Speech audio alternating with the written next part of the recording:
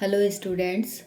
हाल ही में यांत्रा India limited, जिसे हम ऑर्डिनेंस फैक्ट्री अपेरेंटस भी कहते हैं, 2023 में इसकी वैकेंसी निकली है। पहले आप ध्यान से समझें मैं क्या कहना चाह रही हूँ। मैं कह रही हूँ यांत्रा इंडिया लिमिटेड या फिर ऑर्डिनेंस फैक्ट्री अपेरेंटस वैकेंसी 2023 निकली है। इसके बारे में हम सारी जानकारी लेंगे कि ये वैकेंसी की जो फ़ी होगी वो क्या होगी, यहाँ पर जो एज लिमिट होगी वो क्या होगी, सारी जानकारी लेंगे। कौन कौन अप्लाई कर सकता है और किस तरह से आप अप्लाई कर सकते हैं, क्या क्वालिफ़िकेशन होनी चाहिए, ए टू जेड सब कुछ। तो आप ध्यान से सुनेंगे। देखो, ऑर्डिनेंस फैक्ट्री अपेरेंटेंस 2023 वैकेंसी, इसमें टोटल पोस्ट हैं 5,450। 5,450 इसमें टोटल पोस्ट हैं।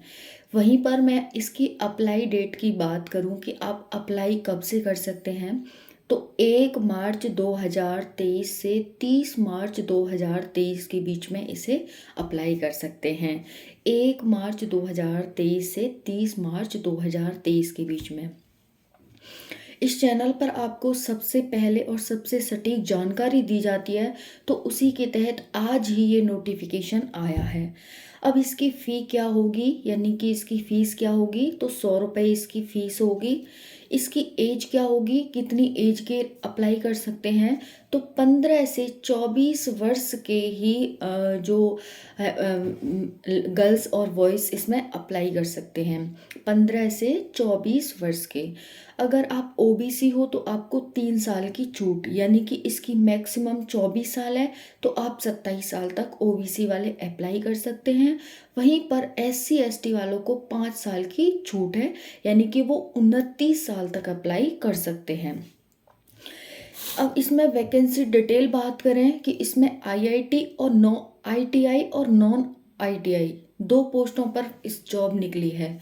आईटीआई और नॉन आईटीआई। आईटीआई वाले हैं वो पोस्ट हैं यहाँ पर 3,514। वहीं पर नॉन आईआईटी के कितने पोस्ट हैं, कितने पद हैं, तो 1,936 पद नॉन आईटीआई के लिए हैं। अगर हम बात करें कि क्या क्वालिफ़िकेशन होनी चाहिए आईटीआई के लिए और क्या क्वालिफ़िकेशन होनी चाहिए नॉन आईटीआई के लिए, तो आईटीआई के लिए क्वालिफ़िकेशन होनी चाहिए, आईटीआई का सर्टिफिकेट होना चाहिए। दूसरा है कि 10th पास होना चाहिए 50% मार्क्स के साथ। सेकंड है नॉन आईटीआई। इसमें क्या है कि आप 10th पास होने चाहिए 50% मार्क्स, या फिर आपके साइंस और मैथ्स को मिला करके, दोनों सब्जेक्टों को मिला करके आपके 40% मार्क्स बन रहे हों। इस तरह से इनमें से कोई भी हो, आप उस तरह अप्लाई कर सकते हो, आईटीआई और नॉन आईटीआई। अब हम बात करें, इसमें कोई एग्ज़ाम नहीं होगा, बल्कि इसमें सीधी भर्ती होगी परसेंटेज के आधार पर। कोई भी एग्ज़ाम नहीं होगा, बल्कि सीधी भर्ती होगी परसेंटेज के आधार पर। अगर हम बात करें आईटीआई की है आपने इलेक्ट्रीशियन से की है, आपने ट्रेड में की है, या फिर प्लम्बर में, वेल्डर में, टर्नर में या पेंटर में आपने किसी में की है, तो उसी आधार पर आप ये इसमें अप्लाई कर सकते हो। ठीक है। अगर हम बात करें यहाँ पर कि क्या ये एक परमानेंट जॉब है, ये बहुत ज़्यादा ध्यान से सुनने वाली बात है। तो ये कोई परमानेंट जॉब नहीं है, लेकिन इसका आपको फ़ायदा बहुत बड़ा मिलने वाला है अगर आप इसको करते हो। ये एक कोर्स टाइप का है, जो कि एक ट्रेनिंग टाइप की होती है, जिसमें आपको काम सिखाया जाता है।